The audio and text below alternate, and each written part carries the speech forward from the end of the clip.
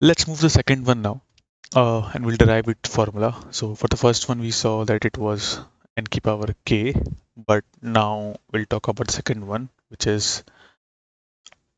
those cases where repetition is not allowed, but the order still matters. Which A B is different than B A.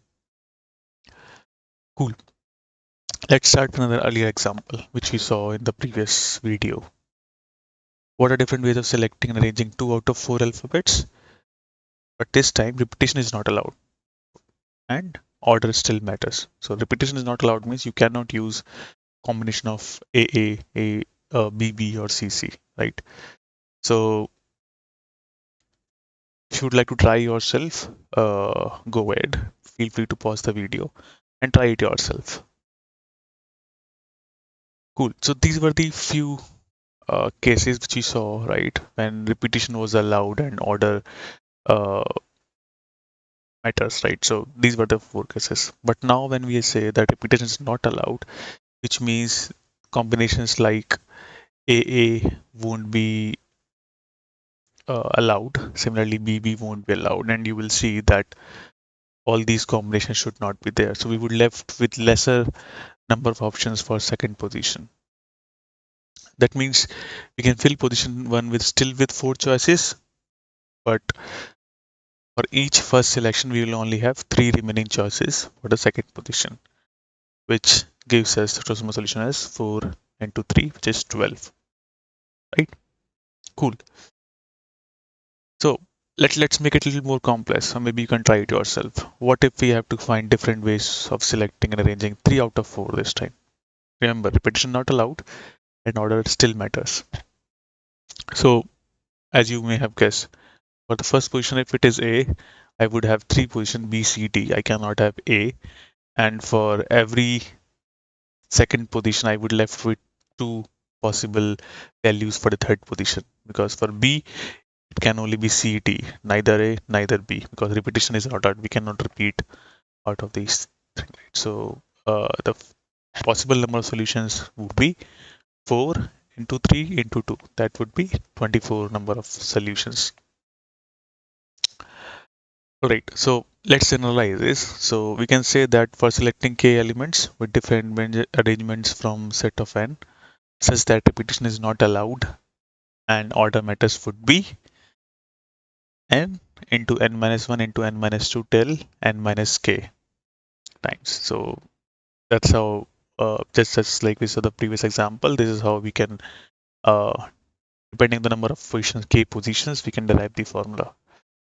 But to simplify it, we can further rewrite and probably multiply the numerator and denominator by uh, n minus k minus 1 and minus k minus 2 into 2 into 1, like till 1.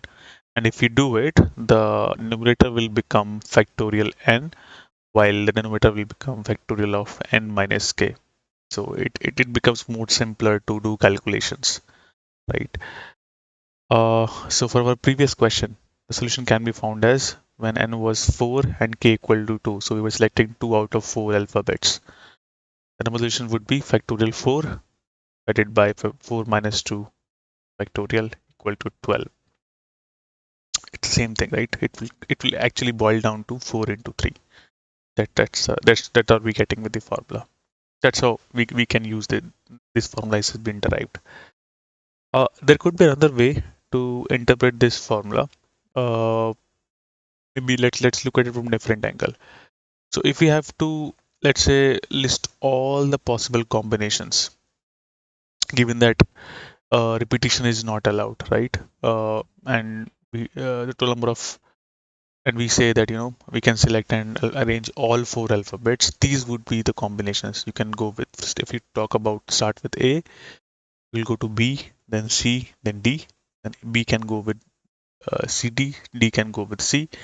These are the possible combinations, right? But the idea is not to write all the combination, but just to understand that this way we would have 4 into 3 into 2 into 1, 4 factorial. So every single place would have left with one lesser option compared to the previous one. So that's how this would be there.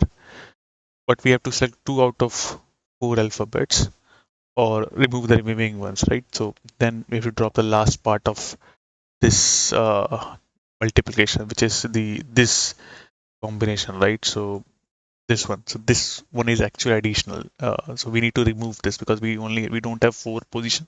We only have two positions. So that's where we need to divide the whole multiplication of four positions, 4 into 3 into 2 into 1, that is factorial 4, 4 divided by factorial of 4 minus 2. It's just another way of looking at it. But let's see a sample problem. Maybe you can then make more sense of it. Same problem, but this time you need to draw five cards, but you don't keep them back. So it's a problem without replacement. So can you guess the answer yourself? What would be the number of ways you can draw these cards? All right, let's move to solution. So total number of different ways to draw cards without replacement would be, so since we are drawing five cards, first would we have 52, the next one 51, then so on, right? And or you can directly use the formula. Total number of arranging all 52 cards, 52 factorial, but we need to remove the last part of this, 52 minus 5 factorial, which will look like this.